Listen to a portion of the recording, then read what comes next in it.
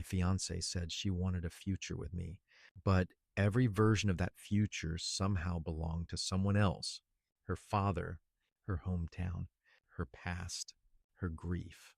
Never us. I'm 28. My fiance, Marin, is 32. We have been together for almost 4 years and engaged for one.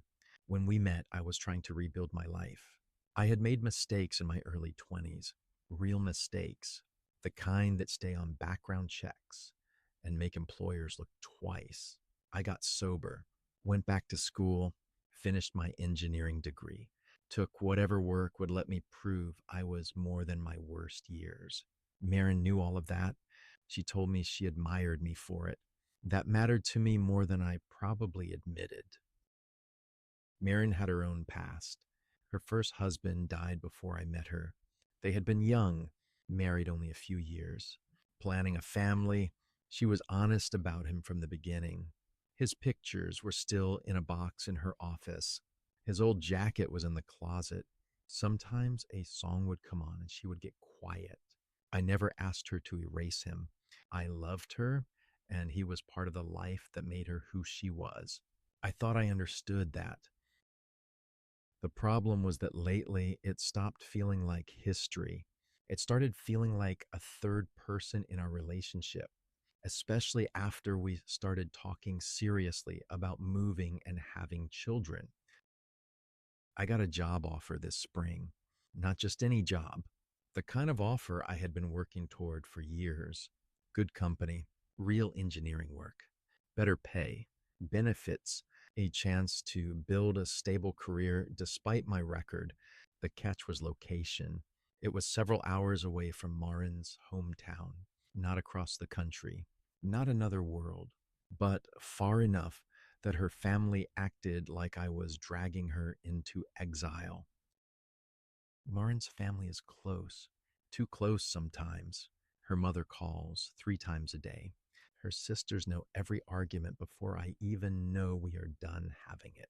And her father, Calvin, has hated me from the first dinner. He is polite only when other people are watching. Alone, he makes comments about my past, about sobriety, about men who think a paycheck makes them respectable. Once at a cookout, he said, I knew some stains don't wash out. Everyone heard it. No one corrected him. Maureen squeezed my hand under the table like that was supposed to be enough. When I told her about the job, she said she was proud of me, then immediately said, so this is temporary, right? I asked what she meant. She said, you can go for a year, get experience, then look for something back here. I said, I already looked here. She said, not hard enough? That hurt. Because she knew I had sent out hundreds of applications near her, I had taken interviews, gotten rejected, been ghosted, had background checks stall, watched doors close quietly. This offer was the first real yes I had gotten in months. I said, Marin, I can't build a career by waiting for your zip code to approve me. She said, my family is here. I said, I know, but I'm your family too. She did not answer. That was when the grief started coming up more. At first, I thought it was coincidence. She started looking at old photos more often, driving past the street where she used to live with her first husband, talking about how he always wanted to raise kids near both families. Then one night, she asked if we could use his name as our future baby's middle name. We were not even married yet. We were not even living in the same city yet. And suddenly, our imaginary child already had space reserved for a dead man. I tried to be gentle. I said, I understand why that name matters to you. She said, but, I said, but I don't want our first child's name to feel like a memorial I was pressured into. She started crying. She said I was jealous of someone who was gone. I said, I'm not jealous. I'm trying to find where I fit. After that, everything got worse. Her father started emailing me, not texting.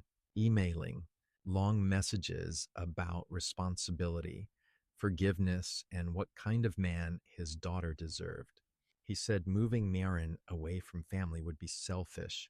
He said I should prove my character by making sacrifices. He said a man with my history should be grateful anyone trusted him with a daughter. I showed Marin. She said, that's just how he talks. I said, he is telling me I'm not good enough for you. She said, he's protective. I said, no, he's punishing me, and you keep translating it into love. Then came the family dinner. I should have known better than to go. Morin said it would help if I showed them I still respected everyone. So I went. Calvin prayed before dinner and slipped in a line about guiding lost men away from pride. Everyone knew what he meant. I looked at Marin. She stared at her plate. Halfway through dinner, her mother asked about the job. I explained the offer: stable salary, real experience, a path forward. Calvin laughed quietly and said, funny how men always call it a path forward when it leads women away from home. I said, it is not away from home if we build one together. He said, you had your chance to live right.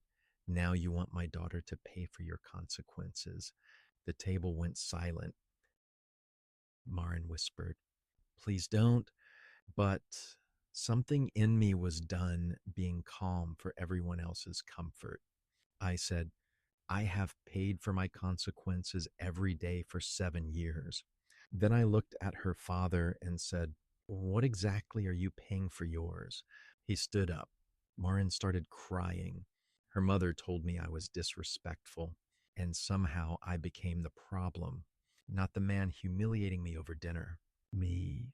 For finally answering. On the drive home, Marin said I embarrassed her. I said, he embarrassed me first. She said, you know how he is. I said, that is not a reason. That is the problem. Then she said, if you loved me, you would try harder with my family. I laughed once, not because it was funny, because I had painted their fence, fixed their sink, cooked for their holidays, swallowed insults at their table. I said, I have tried so hard I started disappearing. The next day, she told me she had gone to visit her first husband's parents. I did not mind that. I had met them before. They were kind to me. But then she said she had spent hours with them talking about what her life might have looked like if he had lived. Then she asked again about the baby name. I said, Marin, are you planning a future with me or trying to finish the one you lost with him? She went quiet. Then she said, that is cruel. Maybe it was, but I needed to ask it. The turning point came a week later. I found out Marin had accepted a puppy from her sister, a puppy, without talking to me. She said it would keep her company while I was away at the new job. I asked, so you made a 10-year decision because you've already decided I'm leaving alone? She said, it's just a dog.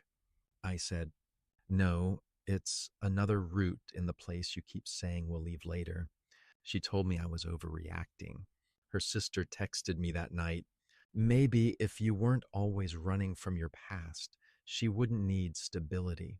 That was when I realized every private issue in our relationship had become family property. I called Marin and asked directly, do you want to marry me or do you want me to move into the life your family already picked? She said, I want both. I said, both is not an answer when one of them erases me. She said, you're making me choose. I said, no, I'm noticing you already did. Update 1. We paused the wedding, not ended. Paused. That sounds small, but it feels massive. Marin said she needs time to think. I said I do too. Calvin sent another email saying, this proves I was never serious. I did not answer. For the first time, I let his words sit there without defending myself to him. Update 2. Marin admitted she has been scared. Scared of leaving home. Scared of another future disappearing. Scared that if she fully commits to me, it means moving further away from the life she lost. I told her I understand fear. I really do. But fear does not get to make every decision. Not if I am expected to live inside the consequences. Update 3. I took the job. I leave in 3 weeks. Lauren has not decided whether she is coming. Part of me hopes she does. Part of me is afraid she will. Because if she comes while still believing she gave something up for me, that resentment will follow us into every room. And if she stays, maybe that tells me what I already know. I love her. That is the part that makes this hard. I love the woman who laughs in the grocery store, the woman who remembers how I take my coffee, the woman who once told me my past was not the only thing true about me. But I cannot marry someone who makes me audition forever in front of people who decided I failed before I arrived. I cannot build a family around a ghost, a father's approval, and a hometown I was never allowed to question. I am not asking her to erase where she came from. I am asking her to stop making me compete with it.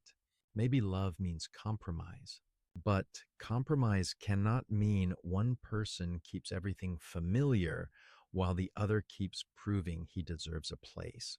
So for now, I am packing not to punish her, not to run away, but because I finally have a door open in front of me, and I am tired of waiting for people who say they love me to stop blocking it.